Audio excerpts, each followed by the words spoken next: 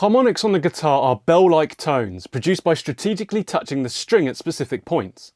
When played correctly, harmonics create a chiming sound that rings out even after you lift your finger. Guitar harmonics come in two varieties, natural and artificial, each with several subtypes and musical applications. Natural harmonics are probably the most common and easiest to play. They are produced on open strings by lightly touching the string directly above the fret wire at a node point and plucking. Common node points include the 12th, 7th and 5th frets. You might have encountered these by just messing around on the guitar. Here's an example of natural harmonics at the 12th fret.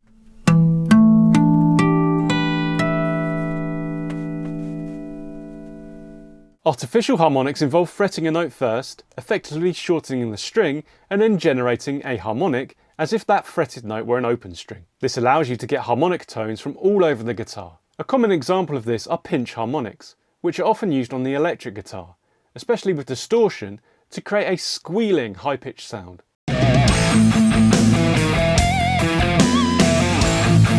Sonically, natural harmonics tend to sound a bit louder and brighter than artificial ones, similar to how open string notes ring more boldly than fretted notes. That's when played acoustically with no distortion or effects.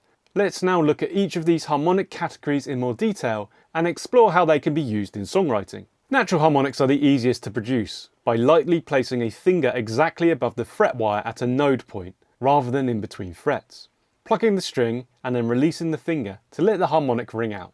There are three locations that produce the most prominent natural harmonics, which will be the main focus of this video. The place where most guitarists start is at the 12th fret. Touching the string here produces a harmonic which is one octave above the open strings. So in standard tuning we have the E, A, D, G, B and E notes. Here's how that sounds. Doing the same thing at the 7th fret gives us the third harmonic, which is an octave plus a perfect fifth above the open string. In standard tuning this produces the notes B, E, A, D, F sharp and B. Here's how they sound. The next natural harmonic we'll look at today is at the 5th fret. This is called the 4th harmonic, which is 2 octaves above the open string. This catches some people out as we're moving down the neck, but the harmonics are getting higher in pitch. So these notes are the same as the 12th fret harmonics, just an octave higher. Here's how they sound.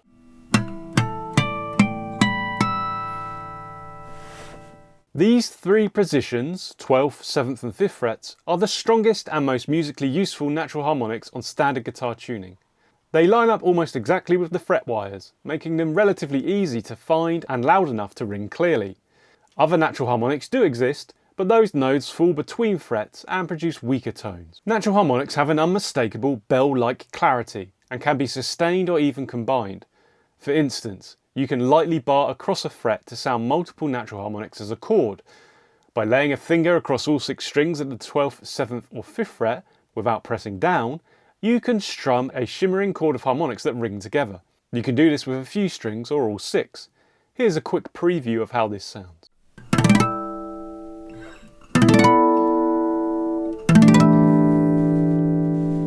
Artificial harmonics, sometimes called false harmonics, let you play harmonic tones on fretted notes, expanding the palette beyond the open string pitches.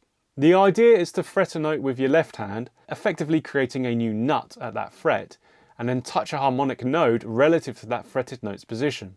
The mathematics of string division are the same as with natural harmonics. The only limitation is the reach and technique required to simultaneously fret and touch the string at the correct node. There are a few different techniques to execute artificial harmonics, each suited to different musical styles. The first is harp harmonics, also known as touch harmonics or right hand harmonics. This technique, popular in fingerstyle and jazz, involves using the picking hand to create the harmonic while a note is fretted. Typically the index finger of the picking hand lightly touches the string 12 frets above the fretted note, the node for an octave up harmonic, while the thumb or another finger plucks the string just behind that touching finger. This produces a clear octave harmonic, much like a natural harmonic, but based on the fretted pitch. Here's an example of this technique in action.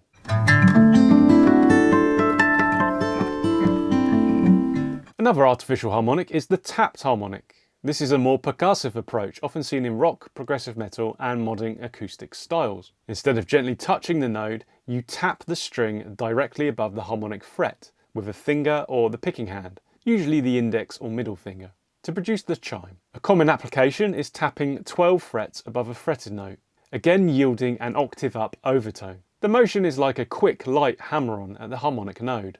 You strike the string above the fret and lift off immediately, causing the harmonic to ring out. Tapped harmonics can be incorporated into fast legato runs or used to add sparkly high notes that would be hard to reach by normal fretting. Here's an example of this.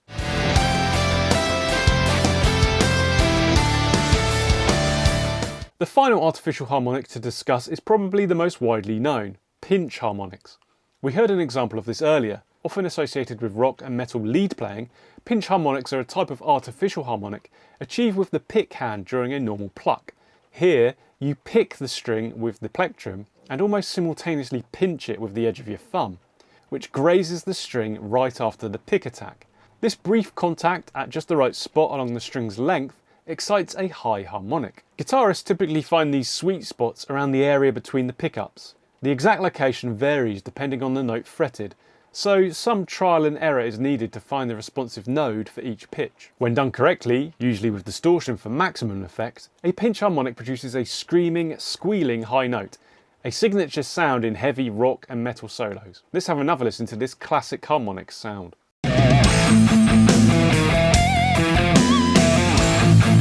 Now we have an understanding of the different types of harmonics, let's focus in on the easiest one to use and apply when writing songs. Natural harmonics at the 12th, 7th and 5th frets. Songwriters and guitarists in many genres use these harmonics as compositional tools, from adding atmospheric shimmer in an intro to injecting a unique tone into a solo. For example, think of the intro to Metallica's Nothing Else Matters, which famously features a series of natural harmonics that create a mellow, ringing backdrop. In studio recordings, harmonics are often layered on top of regular guitar parts to add depth. This will often involve playing a few notes to highlight key tones in a chord. Or if you want to get more advanced, it could introduce a new tone which spells out a bigger chord. In the next example, I'll demonstrate this by playing a simple G major key chord progression twice. 1, 4, 2, 5. First up, it will just use simple open chords on their own in a familiar way. Then on repeat, I'll overdub some natural harmonics. The first two chords I'll extend into major sevenths. Over G, this involves playing an F sharp note at the 7th fret B string, and over C, I'll play the B note with the 5th fret harmonic. Then I'll move to 12th fret harmonics for a bit more power, reinforcing the root note of the A minor chord, and then adding a B note over the D chord for a D6 feel, to pull us back around to G to end on.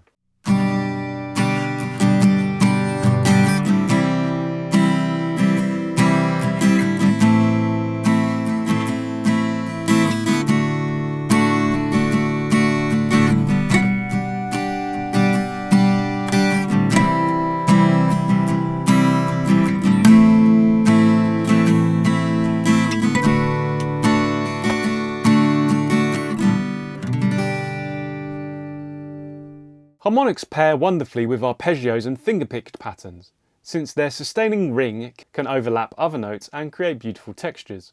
If you're playing an arpeggiated chord progression, try replacing one or more of the fretted notes with a harmonic. For example, next up I'll play a C major key progression, C, F major 7, D, G7. I will arpeggiate the first three chords fingerstyle. With the C chord, I'll play the high E as a harmonic at the 12th fret. This will ring out into the F chord fretted notes, which combined are heard as an F major 7th. I reinforce this with a high E at the 5th fret harmonic at the end of the second bar. Then I use cascading 7th fret harmonics to spell out the D major secondary dominant chord before playing the full chord and the full G7 chord to pull us back around to C. Listen to the ethereal shimmering sound that the harmonics bring to this progression.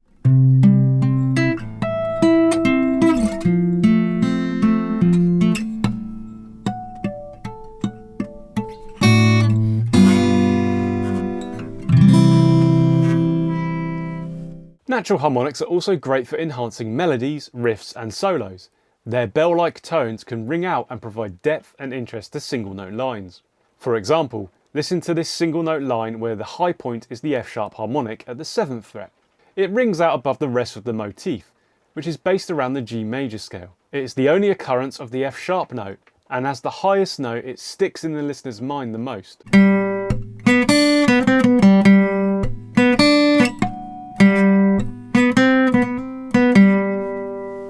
I have to admit at this point that you might have just wasted your time.